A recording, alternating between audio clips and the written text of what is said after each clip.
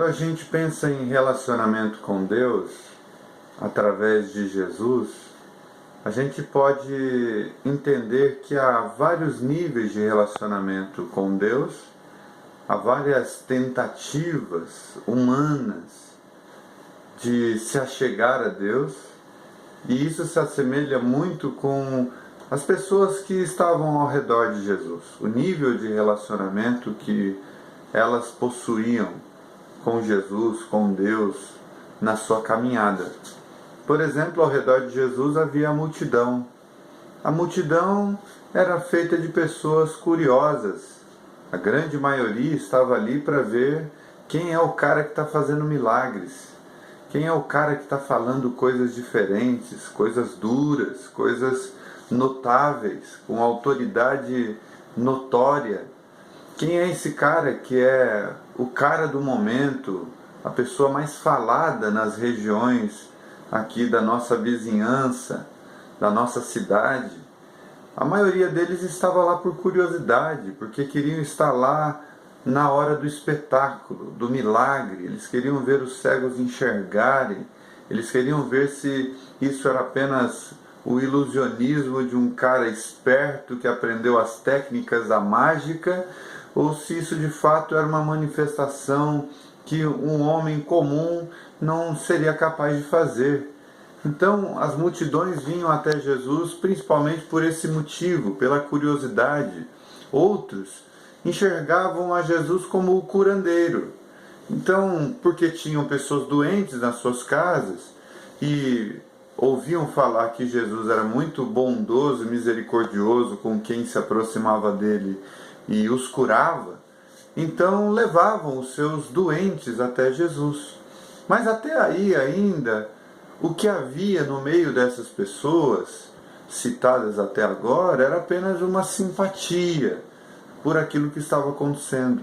Eram simpatizantes de Jesus, achavam Jesus legal, achavam Jesus alguém digno de que a gente se mova na direção dele como que para assistir um espetáculo, um show. É um tipo de relacionamento bastante superficial. Não há nenhum tipo de comprometimento com a mensagem de Jesus. Não há nenhum tipo de comprometimento com, de fato, seguir Jesus até a morte. Mas é um tipo de relacionamento, é uma forma das pessoas se aproximarem, às vezes por curiosidade, ou às vezes porque precisam de alguma coisa e alguém disse que Jesus pode curar. Mas havia dentre aquelas pessoas também religiosos que constantemente faziam questionamentos a Jesus para tentar pegá-lo em alguma palavra. Ou seja, eram pessoas que já se achavam donos da verdade, se aproximavam de Jesus não para pensarem e repensarem a sua fé, não para aprenderem como um verdadeiro discípulo, mas estavam lá com o coração endurecido, fechado, eles não queriam enxergar todas as palavras e as mensagens de Jesus, que tinham um potencial enorme de abrir os olhos, de ampliar a visão, de dar a eles uma nova perspectiva, de fazer o reino de Deus se instalar no coração, na mente de cada um deles. Na verdade era barrado por esses religiosos pela sua arrogância, pelo seu orgulho, porque eles já se achavam sabedores o suficiente, eles já se achavam os donos do conhecimento, não havia nada que acrescentar. Então eles fecharam o coração e a estes Jesus foi duro com eles. Jesus chamou eles de raça de víboras, Jesus chamou eles de sepulcros caiados, de hipócritas, porque eles perderam a capacidade de aprender, eles perderam a capacidade de serem humildes, eles se colocavam numa posição superior aos outros, porque seguiam determinadas regras, porque agiam de acordo com a tradição, com a maioria, com aquilo que convencionalmente estava estabelecido na sociedade como um padrão, como uma regra fixa. e eles se jactavam, se orgulhavam da sua própria religiosidade.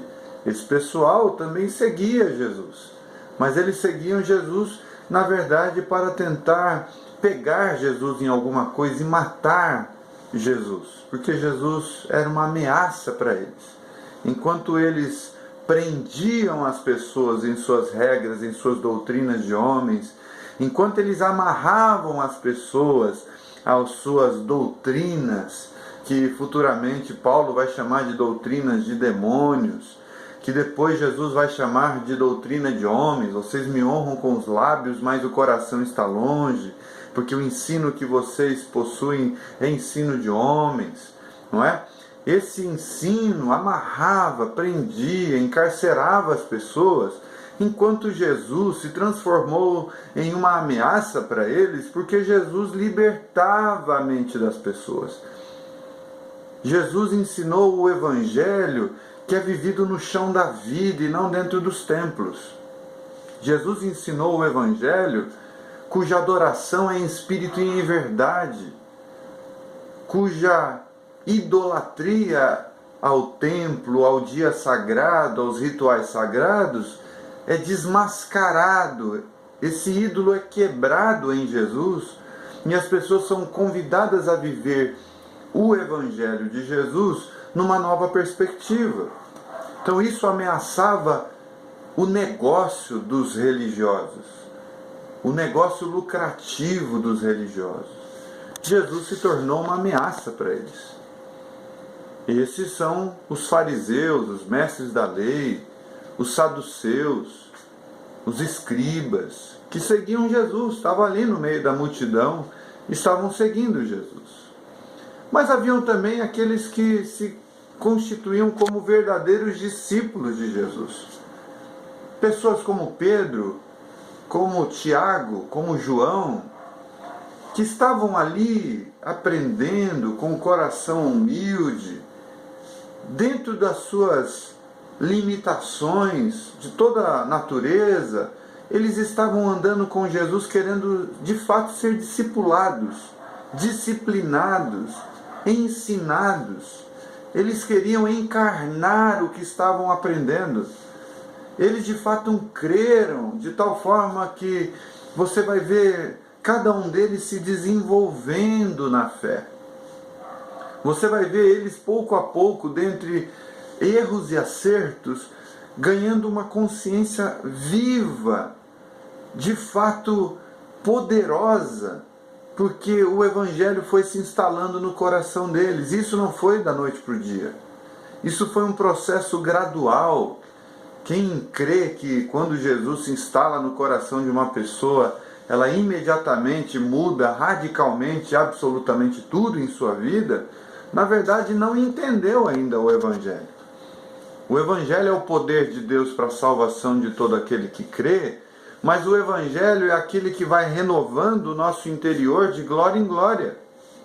Por isso que a vereda do justo é como a luz da aurora que vai brilhando cada vez mais até se tornar um dia perfeito. Então, é no processo de andar com Jesus que nós vamos sendo desmascarados nas nossas hipocrisias. É no andar com Jesus, um andar humilde, aberto, um andar cujo desejo interior é de ser reinventado pelo Evangelho, é a base dessa relação com Deus, de tal maneira que Deus vai desconstruindo em nós aquilo que precisa ser demolido, conceitualmente falando. Nós vamos nos entregando à morte por amor de Jesus todos os dias, a morte dos nossos conceitos pré-condicionados, a morte dos nossos preconceitos em relação ao próximo, a morte dos nossos dogmas, a morte da nossa rigidez de mente. Vai sendo de fato sepultado toda a intenção do nosso coração de transformar Deus à nossa imagem e semelhança, e nós vamos vulnerabilizando o nosso espírito para que nós sejamos construídos à imagem e semelhança de Deus pelo seu Evangelho. Ele vai nos cristificando no processo e na caminhada. Ninguém se torna Cristo da noite para o dia. Isso é um processo constante, isso é um processo de anos a fio, de uma vida inteira de construções. De tal maneira que a gente tem que dizer como Paulo, não que eu tenha encontrado e chegado à plenitude desse conhecimento, mas uma coisa eu faço, eu deixo as coisas que para trás ficaram, esquecendo-me delas, e avanço para o alvo. O discípulo de Jesus é aquele que entendeu que se ele não render a sua vida de fato, se ele não morrer, ele não vai produzir frutos. Se ele não estiver na caminhada todos os dias com Jesus, não é um evento ou outro que vai mudar a vida dele. Não é andar de evento em evento, de reunião a reunião. É andar diariamente em Deus, seguindo Jesus, ouvindo a palavra de Jesus, aprendendo de Jesus. O verdadeiro discípulo de Jesus é aquele que vai se enxergando cada vez mais. E na medida em que vai se enxergando tal como é, vai se diminuindo para que Cristo cresça em si. De tal maneira que não mais eu, mas Cristo vai vivendo em mim, e a vida que eu vivo no corpo, eu vou vivendo pela fé no Filho de Deus, que me amou e se entregou por mim. A vida do discípulo de Jesus é um caminho estreito, porque não cabe tudo nessa jornada. Porque nós temos que ir passo a passo nos reciclando. A porta é estreita, o caminho ele é apertado, porque não dá para carregar toda a bagagem que a gente está acostumado a carregar. Algumas coisas nós temos que renunciar, algumas coisas a gente tem que deixar para trás. Não dá para ser de Jesus e ser avarento. Não dá para ser de Jesus e idolatrar o dinheiro. Não dá para ser de Jesus e ignorar o cara caído à beira do caminho. Não dá para ser de Jesus e carregar anos de inveja, de rancor e de machucados na nossa alma que a gente insiste em não querer curar por não liberar perdão, por não pedir perdão, por não abrir mão da nossa arrogância. Não dá. No caminho de Jesus não cabe a inveja, não cabe a dissimulação, não cabe as nossas exigências religiosas, não cabe, não adianta fazer um regimezinho se a gente está disposto a continuar carregando todas essas bagagens com a gente. A gente precisa abandonar, a gente precisa chegar ao ponto em que consideramos tudo como esterco para ganhar a Cristo. Consideramos tudo como nada para ganhar a Jesus. E pouco a pouco a vida e a morte vai se tornando para nós a mesma coisa.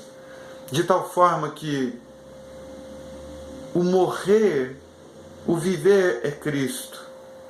O morrer é Cristo e o viver é lucro. Pouco a pouco nós vamos ganhando essa dimensão na caminhada com Jesus. De que porque já morremos em Cristo, todos os dias entregando a nossa vida à morte, por amor de Jesus, para encontrá-la, para nós então a morte perdeu o seu poder. Onde está a morte, o seu aguilhão? Onde está a morte, a sua força?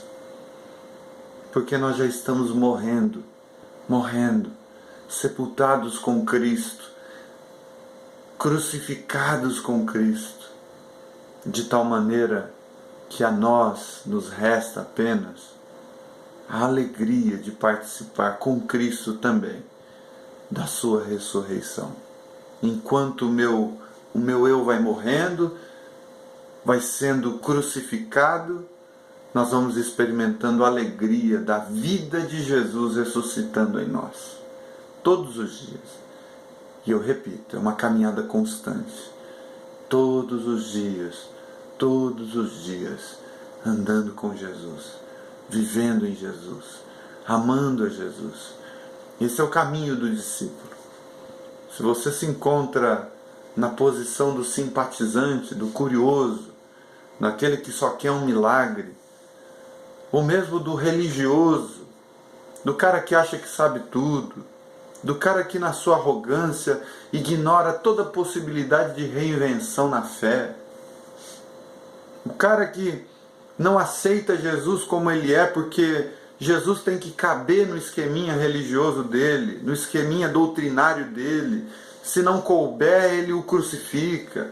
Você que se encontra nessa posição hoje, de se vangloriar das suas boas obras, para cima e para baixo, achando que Deus o aceita por causa disso. É tempo de se tornar um verdadeiro discípulo de Jesus e deixar Jesus te reinventar. Deixar Jesus desintoxicar a sua alma, o seu coração, a sua mente. Lavar sua mentalidade com a palavra de Deus.